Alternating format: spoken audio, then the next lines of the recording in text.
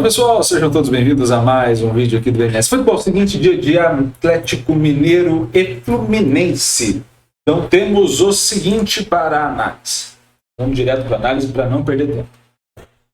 Por estilo de jogo, 55-53, favorável ao Atlético Mineiro, mas assim, tecnicamente empatado. Tá? Então, assim, é um cenário muito próximo entre as duas equipes e aí você tem um empate. Quando você coloca isso no cenário de mando de campo, Atlético jogando em casa, Fluminense fora, aí a vantagem inteira do Atlético 54-44, tá? Então você tem uma pequena quedinha do Atlético Mineiro, mas uma grande queda do Fluminense jogando fora de casa, e vem sendo assim ao longo do Brasileirão, tá? O que tende a acontecer pelo estilo de jogo, e aí é importante a gente tentar entender esses pontos, principalmente como tende a acontecer o jogo e como vocês tendem a assistir esse jogo. Você tende a ter, primeiro ponto, mais passes do Fluminense, maior progressão do Atlético. Então, o Fluminense toca. Quem progride mais em metros em campo? O Atlético Mineiro, que toca mais, com mais metros percorridos, basicamente. Tá? Quando você vai para as velocidades de recuperação,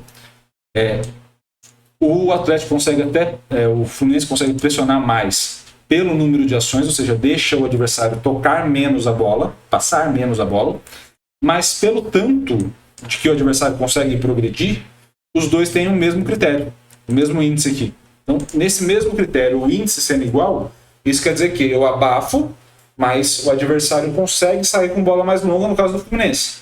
No caso do Atlético, eu deixo um pouco mais o adversário tocar essa bola, e aí esse adversário também vai progredir, ou seja, em termos espaciais, é o mesmo cenário. Você tem quase que o mesmo cenário, de duas formas diferentes de jogar. Mas o ganho em campo, em metros, é basicamente o mesmo. Tá? O ganho ou a recuperação. Quando você vai para a defesa, o Atlético defende melhor, bloqueia melhor e o goleiro defende melhor, no caso, impede os gols do adversário melhor do que o Fábio jogando fora de casa.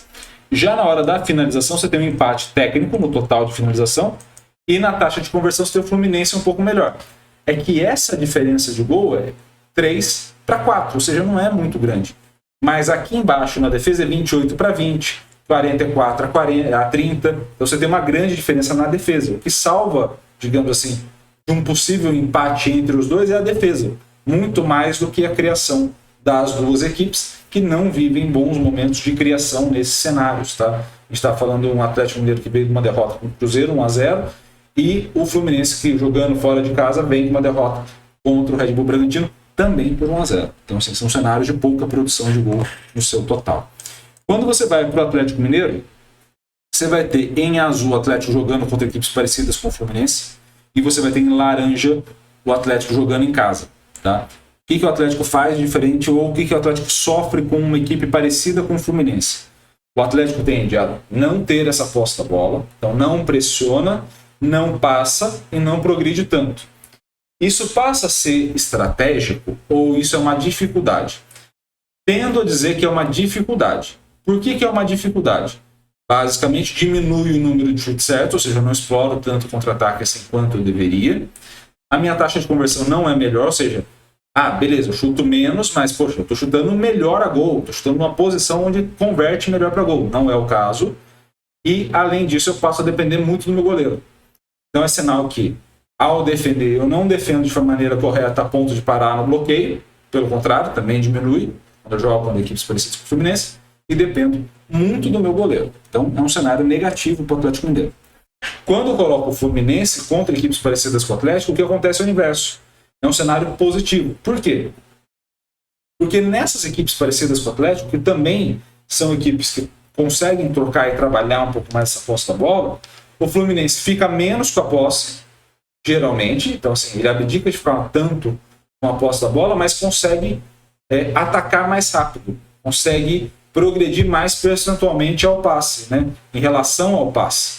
E ao conseguir fazer isso, finaliza mais. A taxa de conversão é baixa ainda, mas finaliza um pouco mais pelo menos.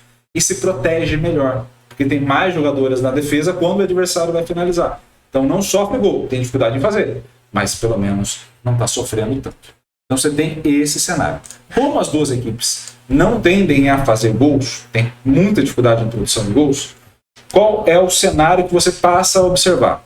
Atlético fez 1-0, vira franco favorito, assim como o Red Bull ficou na última rodada jogando fora de casa, né? Jogando fora de casa. Se o Fluminense faz 1-0, vira franco favorito, mais ou menos que nem aconteceu com o Cruzeiro jogando fora de casa. Né? Jogando fora de casa e o Atlético jogando em casa. Justamente por esse tipo de cenário que a gente está vendo.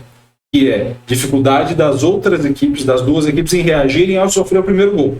E isso pode ser decisivo nesse conflito. Beleza? Espero muito que vocês tenham gostado desse vídeo. Se gostou, curta, comente, compartilhe esse vídeo com o máximo possível de gente.